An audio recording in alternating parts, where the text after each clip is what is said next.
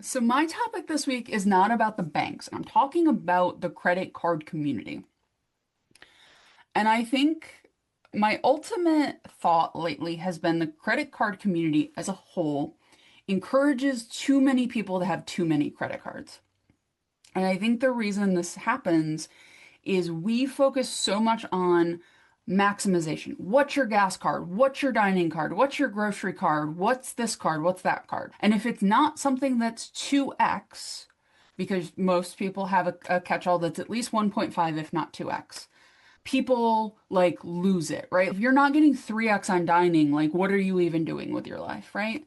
And yes, if you're in Chase, it's really hard not to get at least 3x on dining. But it feels like the bucket of crabs. Like as soon as somebody's, no, I'm just gonna have a catch-all and maybe one or two like primary cards for big things. Like it feels like somebody grabs the leg and just pulls them down in the bucket of you need to have a dozen cards. And it feels like a problem with the communities thinking of how credit cards are supposed to happen and that maximization is supposed to happen versus necessarily the banks, right? Because the bank wants you to use the platinum for everything, right? If Amex could get you to just use the platinum for every charge and not think a single bit about maximization, they would. So this is not a bank issue. This is not even a bank marketing issue. I think this is community specific. And I've seen it in a bunch of discords. I've even seen it in the Stack Your Points discord. People's first reaction is about maximization or about getting as many points. But if you say you want gas with Amex, you got to pay 375 for that. Now there's ways to recoup some of that annual fee, but you still have to pay $375 out of your account to get the possibility of 4x on gas. And if it's not one of your top categories on that card that month, sorry, you're getting 1x. 2x is easy to get, it's free. But anything above 2x you're paying for, sometimes we're paying too much for 1 or 2x more in a category that doesn't necessarily over the course of a year is not going to net us 50, 60, 70, 80,000 points. These are my thoughts. I would love to hear yours. I'm going to start with you, Matt, and then I'll go to Lonnie. Yeah, I do think there can be a certain amount of encouragement. There's also a certain amount of I want to get as much back for and pay as little as possible. And like, how do I do that? So many credit cards and so many different ways that you can put things together. A lot of it comes from travel, where the best way to maximize your rewards is to transfer them out and get that 15 cent per point business class flight. I know that they exist. I'm just going to leave it there. But the push is to transfer out your points. So you have to get transfer point cards and you have to do transfer point currencies and you have to maximize everything in those transfer point currencies. Yeah, that's great to a certain extent. But like, how doable is that? Wells Fargo gives you the widest array of categories, but like your max is, if you're paying a $95 annual fee, your max is 5x on hotels. City is 5x on one select category with a City custom cash asterisk, however many custom caches you feel is sufficient for you, because you could have 10, and that's 5x on 10 cards on $5,000 to spend per month, which is insane. But if you want to manage that, you have fun. And then you've got American Express, which can go up to 5x with certain cards, but typically a Blue Business Plus and a green card can do a good amount of damage for not a lot of money. Whereas you can just add accelerating categories where, like, you spend a ton on grocery and dining, like Lonnie, the gold card, amazing point accelerator for you in the American Express ecosystem. You want to gamble with the business gold for that 4x on gas, you can, but you're going to pay 375 out of pocket to do it. Is that worth it? Probably not. But if you value membership reward points, you're going to try and be as creative as you can in attaining those membership reward points. That's why welcome offers and no lifetime language offers are always like big things that you push on and get encouraged by the community as, hey, no lifetime language offer, go grab as many business platinums as you can. Go grab as many business goals as you can. You're going to pay a lot of money out of pocket, but you're going to get a boatload of points along the way. The other side of it is like there's also a contingent on cash back that is also pushing for a lot of cards. Like if you make your objective to 5x all the things, which is a certain mantra with the cashback crowd. Like, it's go after this card because it's 5x on gas. Go after this card because it's 5x on grocery. Go after this card because it's 5x on utilities. Go after this card because it's 5x on travel. Go after this card because it's 5x at the pump at the gas station. Do this other card for this other thing and have as many rotating category cards, as many freedom flexes and discover its and customized caches as you can. You will inevitably 5x all the things your little hearts desire. How many cards did I just name with various specialties? In that, you could do 10 or 15 custom caches. You could do the AAA Daily Advantage card. You could do the AAA Travel Rewards card. You can do the Max Cash Preferred from Outland, US Bank Cash Plus.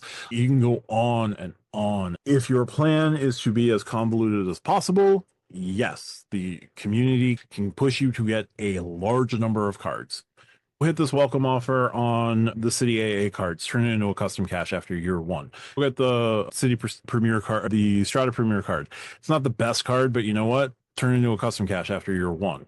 That is the city strategy. Go get any other city card and turn it into a custom cache after year one. Weird strategy, but hey, be my guest. I think it's due to folks trying to extract as much blood from a turnip as they can. And until they feel that they've gotten every drop of blood from that turnip, they're going to push and keep pushing and encourage people to push as hard and as fast and as city custom cache as possible. I think cashback, you're right, becomes more dangerous. But yeah, it really does feel like the foot on the gas comes as much from the community as it comes from anything else. Lonnie, as a man who's thinking of getting rid of everything except for United and some hotels, how do you feel about this? Can't predict tomorrow, but to answer your question, yes, I 100% believe that the banks encourage you to get more than one card. The proof is in the pudding by itself. You might get one credit card and you're like, man, I'm really into travel or dining. I want to maximize that. But then there's something else out there that is not covered, like a grocery. If I want to cover that, then I got to get another card. Amex is quintessential with this, especially because of the way they build their families, like green, gold, platinum.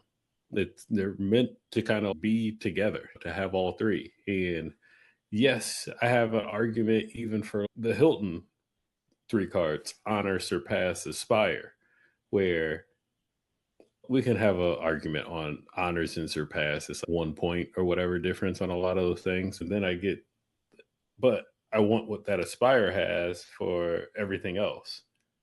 But the only way you can do it is to get both of them. There's no way around that. So they encourage you to get both. And I also believe that's why you see such a big jump between $150 and $550, because it's like you are going up that ladder in the same way by getting what's beneficial to you, but also benefiting the bank back by saying, oh yeah, we'll get you there. And we had mentioned this earlier. I'll get you Hilton Gold status if you want the Aspire for $150, but you're going to be sitting with everybody else because we give out Hilton Gold status like Halloween candy. And today just happens to be October 31st. Everybody has Hilton Gold status. If you don't have Hilton Gold status, raise your hand. Matt, you have silver? Yes.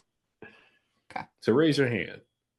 I agree with everything you just said, Lonnie, but I'm specifically talking about the community. I'm not talking about the banks. I'm not talking about what the banks are trying to get us to do. I'm talking about the call coming from inside the house, so to speak. The call coming from the community. I'm getting there. Okay. So it's the banks that are building it this way, but then it's us in the community that are bringing light to it.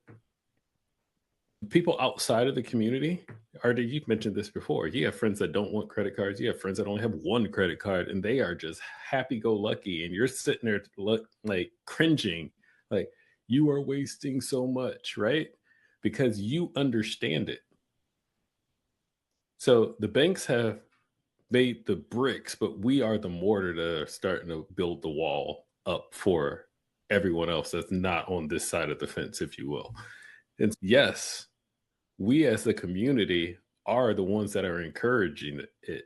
I have a lot of friends that maybe only had one or two credit cards until they started seeing how I was living. And I'm like, you got to get more. I am now encouraging others to get more. But it does start with the banks. The banks built this so that we can have more than one card. Going back to board of directors, trustees, shareholders, all that other stuff. It's everything about business is not about profit. Sometimes it's about market share. Sometimes it's about active cards in this case. And they need us to get those extra cards, which is why I can't get a grocery category on my platinum. It would be so easy if you just made platinum, give all the bonus categories on the green, grocery is 4X, and just put everything on one card. I'm getting back to my modular card here, Matt, but it just makes more sense. I'm here for it. I'm 100% here for it. I might only have one card, but I won't need to go look elsewhere, is my point. But because that does not exist, you want to have FHR, you got to get this card. I'm going to have FHR over here. I'm going to have diamond status from this one over here. I'm about to book a studio room and end up in the penthouse between these two things. You know what I mean, what I'm saying. You probably won't. You got to don't book the studio. Book a couple floors up first, and you might end up in the penthouse. But hey, how did you do that? How did you get that? It cost you nothing, or it cost you very little. I had to have multiple cards to be able to do that. I had to create this strategy around it, which encourages someone else to go get multiple cards and create a strategy around it. So yes, we do encourage the other people to get more than one card, but that's only because we're encouraged. We're basically playing the telephone game. We found a reason to be encouraged to get more than one card. We have benefits out of it, and now we want to pay that forward and make other people do it as well. The same reason as everyone talks about how great the Amex Centurion lounges are, but then everyone also talks about what you got to do to get into the Amex Centurion lounge. If everyone just shut up, the Amex Centurion lounges probably wouldn't be so damn packed. So I'm never going to talk about United Club ever again after this statement, because I don't want to see all y'all up in there. I like being able to find a seat when I need one. He wants a soft cookie. I just had a huge epiphany. Lonnie is now telling everybody to go to the Admirals Club. It's That's going great. to be his new pitch. Admiral clubs are awesome. They're awesome. Specifically in the Tarmac. flagship. Yeah. They got a great salad bar. JetBlue's got lounges, right, Matt? I'm sure everybody should get the JetBlue card and go to all of the JetBlue lounges. They have 2 different kinds of cheeses. JetBlue Lounge is just a sad tub of cottage cheese. Can't do it. I don't know what the JetBlue Lounge looks like. They refuse to give us any other details. No, I appreciate both of your thoughts. This is one of my pet peeves. If somebody is like, yeah, I get 3x on this, and somebody's, you could get 4x if you just paid multiple hundreds dollars. And I'm like, no, I'm good, thank you. Yeah, and I could be the Pope if I was a Catholic. Male. Got elected.